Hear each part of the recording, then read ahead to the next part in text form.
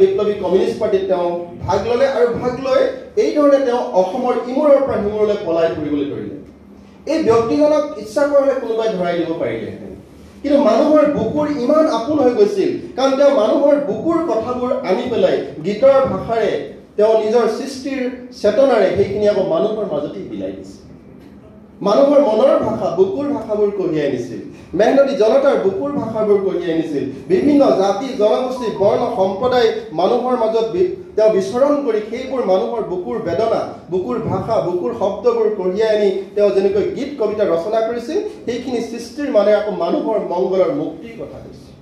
যেনেকৈ বল বল বল কৃষক শক্তি দল অ বনোৱা সমনীয়া আগবাঢ়ি যাওঁ বল, মানে কৃষক শক্তি বা কৃষকৰ শ্ৰেণীটোৰ যিখিনি শ্ৰমজীৱী মানুহৰ মংগলৰ অবিহনে কেনেকৈ এই জাতিটোৰ মংগল হ'ব, এই জাতিটোৰ কেনেকৈ বিকাশ হ'ব, সেই কথাটো তেওঁ মৰ্মে মৰ্মে উপলব্ধি কৰিছিল। সেইকাৰণে কোনেও তেওঁক চৰকাৰক ধৰাই দিবলৈ 10,000 টকা পুৰস্কাৰ পোৱাৰ লাভতো কিন্তু কোনো ব্যক্তিয়ে তেওঁক চৰকাৰক ধৰাই দিয়া নাছিল।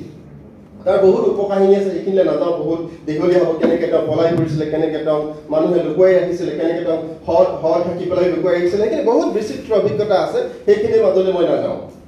কিন্তু সেই যে 10,000 টকা মূল্যটো এতিয়াতো 30 লাখ মান হ'ব, নিজে কম পইচা নহয়। গতিকে সেইজন ব্যক্তি, যিজন ব্যক্তিক আমি কোনটো দিশৰ পৰা আলোকিত কৰিম, শংকৰদেৱক অসমীয়া জনজীৱনত পৰিচয় কৰি দিয়া মানুহজনী আছিল বিষ্ণুপ্ৰসাদ। আমি আজি যিখন ছবি শংকৰদেৱৰ যিখন ছবি মন্দিৰে বা নামঘৰে আমি ৰাখোঁ, সেই ছবিখন কোনে আঁকিছিল? শংকৰদেৱে আনিছিল। আমি যাক আজি জগতগুৰু বুলি কৈ আছোঁ, জগতগুৰুজনক পৰিচিত কৰি দিয়াৰ মূল ব্যক্তিজনে আছিল বিষ্ণুপ্ৰসাদ ৰাভা। গতিকে কোনটো দিশত আলোকপাত কৰিম? খেলুৱৈ বিষ্ণুপ্ৰসাদ ৰাভাজনক মই আলোকপাত কৰিম নে, চিত্ৰশিল্পী বিষ্ণুপ্ৰসাদ ৰাভাজনক মই আলোকপাত কৰিম নে, সংগীত শিল্পী বিষ্ণুপ্ৰসাদ ৰাভাজনক আলোকপাত কৰিম নে, অভিনেতা বিষ্ণুপ্ৰসাদ ৰাভাজনক মই আলোকপাত কৰিম নে, সংগ্ৰামী বিষ্ণুপ্ৰসাদ ৰাভাজনক মই আলোকপাত কৰিম? ইমান এক বৰ্ণময় বৈচিত্ৰ্যময় ব্যক্তি সম্ভৱতঃ পৃথিৱীতে অহা। যদি এই বিষ্ণুপ্ৰসাদ ৰাভাই অসমীয়া হিচাপে জন্মগ্ৰহণ নকৰিলেহেঁতেন, যদি তেওঁ বিদেশত জন্মগ্ৰহণ কৰিলেহেঁতেন, বিষ্ণুপ্ৰসাদ ৰাভাৰ আজিৰ স্থান বহুত ওপৰত থাকিলেহেঁতেন। এনেকুৱা এজন তেওঁ মনে হাড়ে সিমজে কমিউনিষ্ট আছিলে। তেওঁ নিজেই কৈছে যে শিল্পী মই নিজে হোৱা নাই, শিল্পী মোক ৰাইজে বনাইছে, শিল্পী মোক ভগৱানেও বনোৱা নাই, শিল্পী মোক ৰাইজে বনাইছে। গতিকে মই ৰাইজৰ শিল্পী, মই জনতাৰ শিল্পী।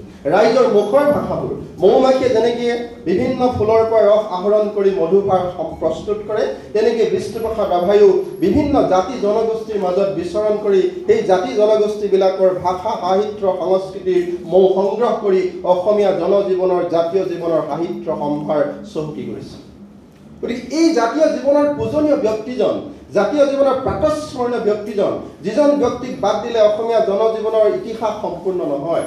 মই ভাবোঁ অসমীয়া শংকৰদেৱ মাধৱদেৱৰ পিছত যদি শ্ৰেষ্ঠ অসমীয়াৰ এখন তালিকা বনোৱা যায়, মোৰ দৃষ্টিৰে নিঃসন্দেহে বিষ্ণুপ্ৰসাদ ৰাভাৰ নামটো আহিব লাগে।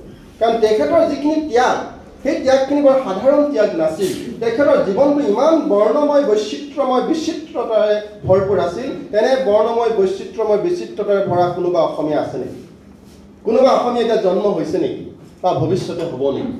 গতিকে এনে এজন অসাধাৰণ প্ৰতিভাধৰ ব্যক্তি, অসাধাৰণ প্ৰতিভাৰে পুষ্ট এজন ব্যক্তি অসমীয়া হিচাপে লাভ কৰাটো মই ভাবোঁ আমাৰ জাতীয় জীৱনৰ কাৰণে অন্যতম কৃতিত্ব।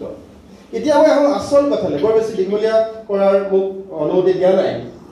আচলতে বিষ্ণুপ্ৰসাদ ৰাভাৰ যিখিনি আদৰ্শ, সেই আদৰ্শখিনি আমি আলোকিত কৰিছোঁ। প্ৰত্যেক বছৰে বিষ্ণুপ্ৰসাদ ৰাভাৰ আমাৰ প্ৰতিচ্ছবিৰ সন্মুখত আমি ধূপ জ্বলাইছোঁ। বিষ্ণুপ্ৰসাদ ৰাভাৰ প্ৰতিচ্ছবিৰ সন্মুখত ধূপ জ্বলালে কিন্তু বিষ্ণুপ্ৰসাদ ৰাভাৰ আদৰ্শক পালন কৰা নহয়। বিষ্ণুপ্ৰসাদ আদৰ্শক তেতিয়াহে পালন কৰা হ'ব, এই মানুহজনৰ প্ৰকৃত আদৰ্শ কি? তেওঁ আচলতে বস্তুবাদী চিন্তাৰ পৰা, ব্যক্তিবাদী চিন্তাৰ পৰা, ভোগবাদী মানসিকৰ পৰা সম্পূৰ্ণৰূপে আঁতৰি আহি এখন সমন্বয় অসমীয়া সমাজ নিৰ্মাণ কৰিব বিচাৰিছিল। বৈষম্যহীন এখন অসমীয়া সমাজ নিৰ্মাণ কৰিব বিচাৰিছিল। দুৰ্নীতিমুক্ত এখন অসমীয়া সমাজ নিৰ্মাণ কৰিব বিচাৰিছিল। স্বজন তোষণ মুক্ত এখন অসমীয়া সমাজ নিৰ্মাণ কৰিব বিচাৰিছিল, যিখন অসমীয়া সমাজত সকলোৰে সমন্বয়েৰে সমস্বাধীনতাৰে এখন মৈত্ৰী আৰু সাম্য মৈত্ৰীৰে বসবাস কৰাৰ বাতাবৰণ লাভ কৰিব। প্ৰকৃতপক্ষে আমি পাৰিছোঁনে তেনেকুৱা এখন সমাজ নিৰ্মাণ কৰিব? আমি সেই বিষ্ণুৰাভাৰ আদৰ্শখিনি সঁচা অৰ্থত ব্যৱহাৰ কৰিছোঁনে? কেৱল মোৰ বাবে জীয়াই থকা নাইনে? কেৱল মই মোৰ বাবে সম্পত্তি আহৰণ কৰাৰ দৌৰত দৌৰি থকা নাইনে, কেৱল মই মোৰ সম্পত্তিৰ প্ৰতিযোগিতাত মই দৌৰি থকা নাইনে, তেনে এখন সমাজত আমি প্ৰত্যেকেই কিন্তু বিষ্ণুৰ আদৰ্শৰ কথা আমি সমন্বয়ৰ কথা নকওঁ, আমি বৈষম্যহীন এখন সমাজৰ কথা নকওঁ, আমি বহুধা বিভক্ত মুক্ত এখন সমাজৰ কথা নকওঁ, কিন্তু কাৰ্যত আমি বিষ্ণুপ্ৰসাদ ৰাভাৰ আদৰ্শৰ কথা কওঁ। যদি আমি কাৰ্যত বিষ্ণুপ্ৰসাদ ৰাভাৰ আদৰ্শক বাস্তৱ জীৱনত তাক অলপো পালন নকৰোঁ আৰু কেৱল আনুষ্ঠানিকতাৰ ক্ষেত্ৰত বিষ্ণুপ্ৰসাদ ৰাভাৰ আদৰ্শৰ কথা কওঁ, তেনে এখন সমাজত কেনেকৈ বিষ্ণুপ্ৰসাদ আদৰ্শ মই ভাবোঁ নতুন প্ৰজন্মই গ্ৰহণ কৰিব।